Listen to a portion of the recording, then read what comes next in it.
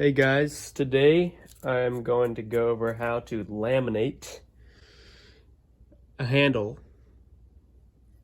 with a liner and a scale seamlessly.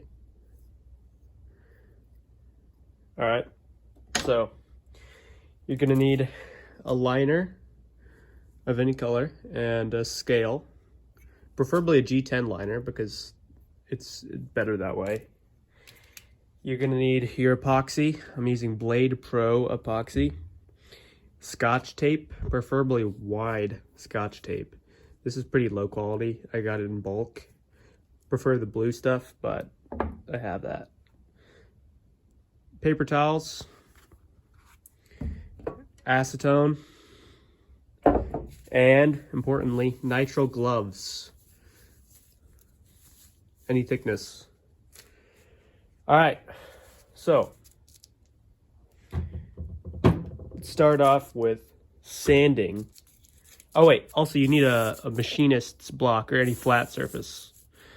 So you want these two pieces to be perfectly flat with each other and bond with each other so that the grits are going the opposite direction. That way the epoxy goes in the grit and bonds together very well. Also, this 100 grit sandpaper sheet. All right, so to flatten a block on a machinist's block, you go into a figure 8 pattern like this,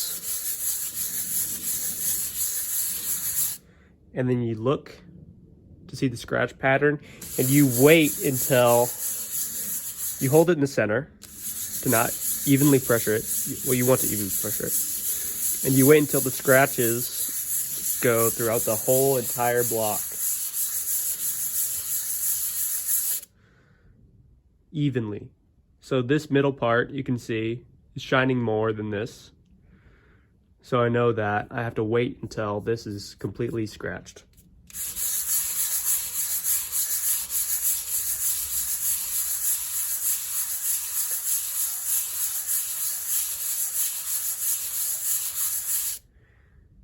And as I said, you're doing a figure 8 pattern at first. Now this is just to flatten it out.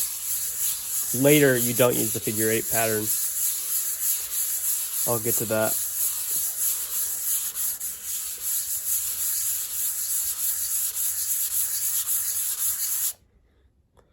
All right, starting to get there.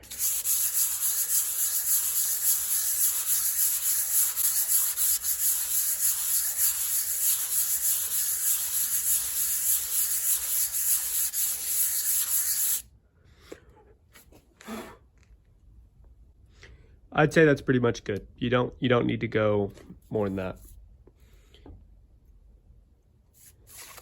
I dump the dust into this bucket before I go to the other material, just because I don't like contaminate, whatever the word is, the material's up. But I don't think you have to do that, really. Now, this is a little different than the micarta block because it's super thin, as you can see. So if you don't apply, if I press in the middle, it's not stiff enough to go through the whole block. Okay? So what I have to do is I have to pretty much evenly apply pressure. That way it gets the whole block, or the lining.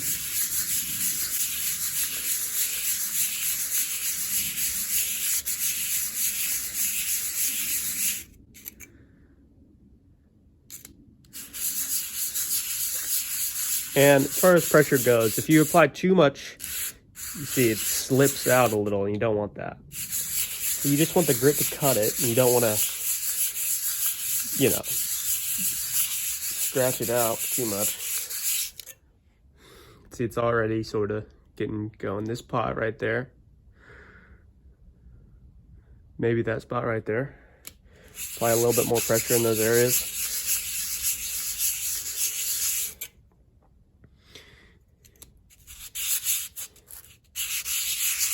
And I don't know if I said this before, but this is 100 grit sandpaper. I think if you go over 120 grit, the bond starts to weaken a little. I don't know if that's that big of a deal, but I just stick it to 100.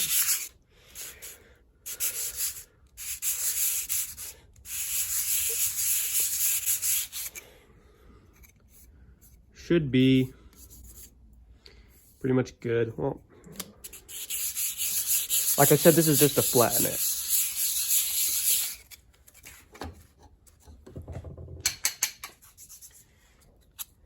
Whenever you lay the liner down, there should be no gap. That way, whenever you glue it, like on this one that I did earlier, the glue goes 100%. If there's any gap, that's not good. You have to sand it down, which you might not be able to do if your knife handle is too thick. So just keep it flat.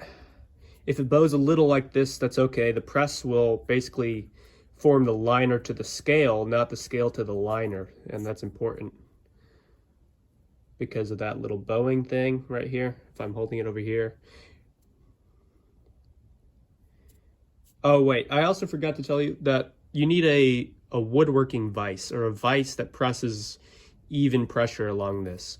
You can use clamps, but I use a vise.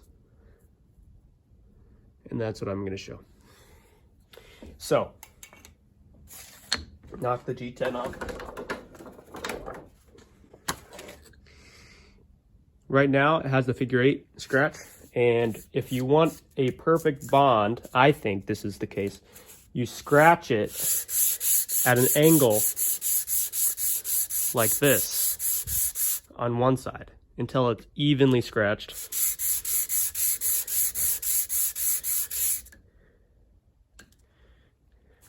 It doesn't have to be a perfect angle as long as it's going one direction. It doesn't have to be 45 or anything. It just want this. You could also probably do it sideways, but I find the angle gets the most surface area. Well, I don't know if that's true, but I just like it. You see that scratch? It's even. You don't have to be too much of a perfectionist. It just has to scratch. You just have to visualize one direction. Not the band.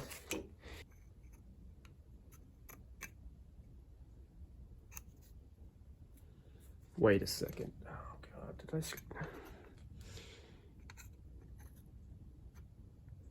scratched in the same direction? Okay.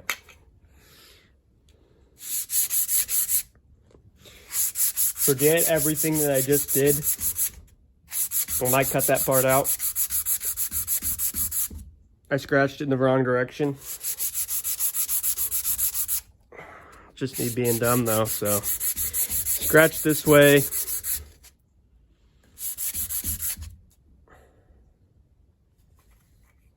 Okay. See that? They look like they're scratching the same direction, but whenever you lay one on top of the other, it's opposing scratches. That's good because it just gets the epoxy in this direction and in this direction, and it sort of just locks it real tight. That's what we want. So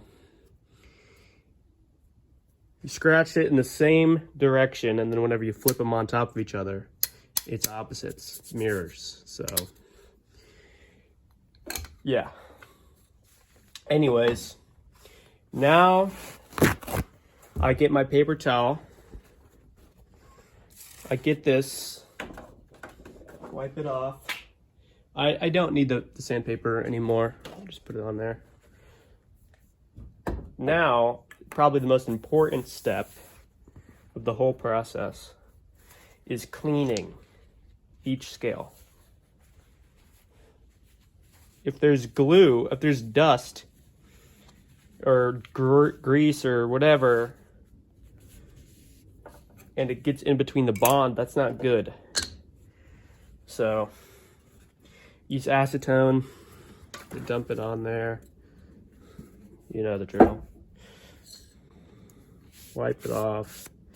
in direction of the grit that you scratched it.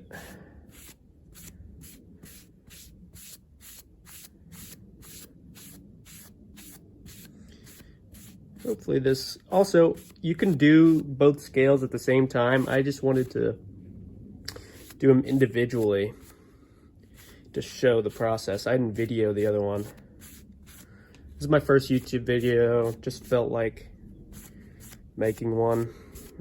Don't got anything else to do. Always wanted to do it. So you see that? Might as well get the sides here. You might have a little grease. You didn't know. And now, from now on, I don't touch the surface with my fingertips because I have grease on my fingers. So I'm gonna put on the gloves. The gloves are for two things. Like I said, you have grease on your fingertips. Oh God.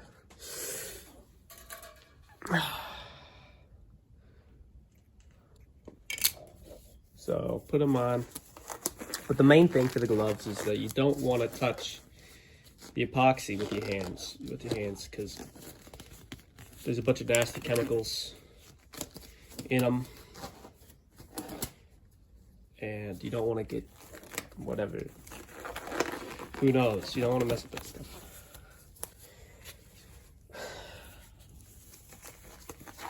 And I dropped the G10 just now, of course.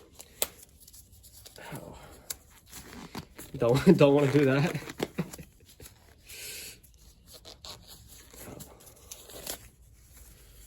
Gloves can be pretty hard to get on too.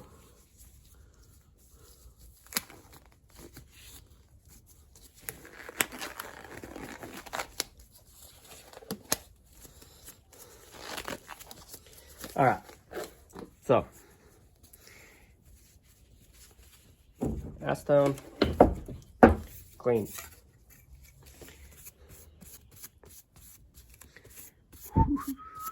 So you see that red dust? That's not good. You don't want that in between the glue. You probably could make a okay glue up. You know, it's gonna work. But I don't mess around with this kind of stuff, you know. You see that, you know, there's nothing on there. There's nothing. That's what I like. Okay, so this is where the Scotch tape. Oh wait, yeah. See this? This is what I was talking about. This is a woodworking vise. I don't know the brand. Got it for Christmas. Oh, it says there right there. Irwin. If that means anything to you. And what I use the Scotch tape for is two things. I can't really get this off with the gloves on. First of all, this is a bad Scotch tape. Don't buy this stuff. Got it in bulk on Amazon for like $10. Look, automatically just tears. That's not a big deal for right now because this is what I do. I put 3 layers of Scotch tape, like so. Get out the old American lawman.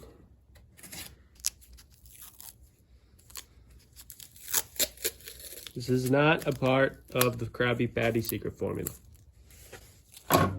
Don't need to do this stuff. Taking the gloves off. Just did it to me forcefully. Great. That's why I hate wearing these stuff. Like, look at that. This is what I use to stir the Blade Pro epoxy on. It's a nice clean surface. Just wipe it down, make sure there's nothing on there. You don't want grease on there. On my little portable bench. And this is also important. So the epoxy that drips out of the knife scale does not stick to the vise, which has happened, and it sucks. Top. In general, you don't want to overlap them too much. I don't think, because they might be a little uneven, but you know, that's just me trying to be a perfectionist or whatever. So this is where the bottom part, the stiff micarta goes, and then I lay the liner on top. That way it presses it down completely even. That's how I got the seamless bond. Now this is usually you can glue liners together with parchment paper in between it. Got my scales and my new gloves. Pretty. And I'm gonna start the glue up. Just set the backs down anywhere, really. Put it right here. This is important. This is a side of a clothespin, you know, took it off. And this is what I'm gonna use to stir it up. And of course, you gotta wash it off with a little bit of this stuff. Because redundancy never hurt. Uses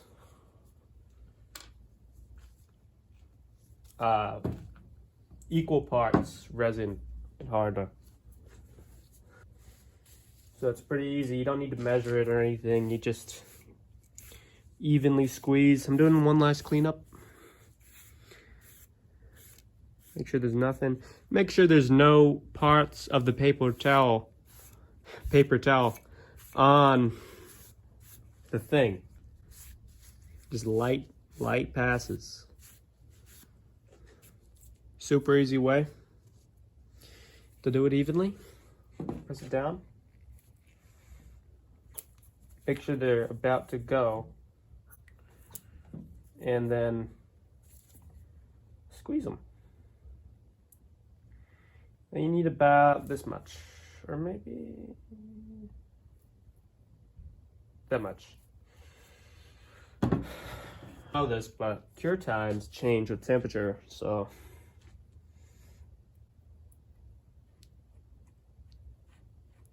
this might be a while. I think this is a 48 hour, 24 hour, I think. 48 hour work. Something like that. This brand, Blade Pro, is pretty great. Now, I use G-Flex, and probably gonna anger some of you like it did to me, but my sister used it to fix something in the backyard and left it, and now it's unusable. It's $40 down the drain. If you're watching this, Katie.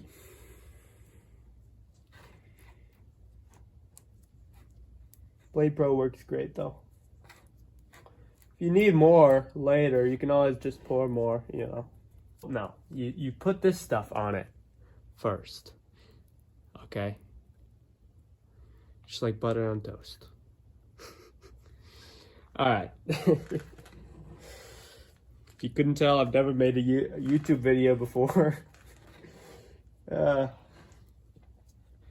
if you see any of these air bubbles, personally, I feel like, is that a contaminant?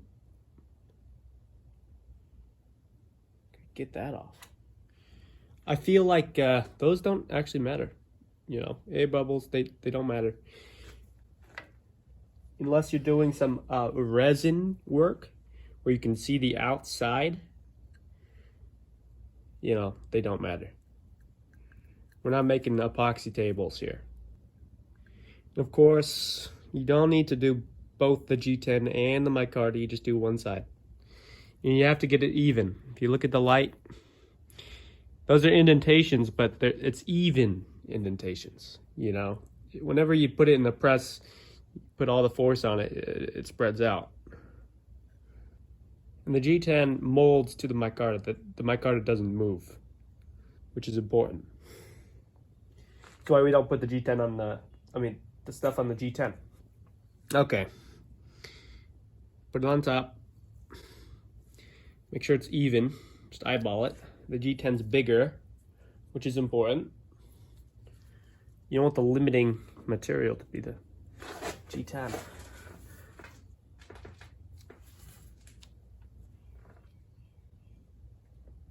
move it around.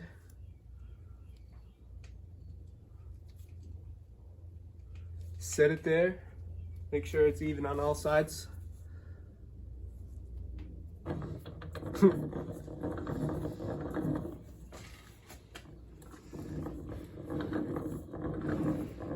So this is what I do, you know. Using this woodworking press, it's even. Okay, there you go. And what you're looking for is something like this. You know, it looks messy right now, but you want every corner to have epoxy. It's very important.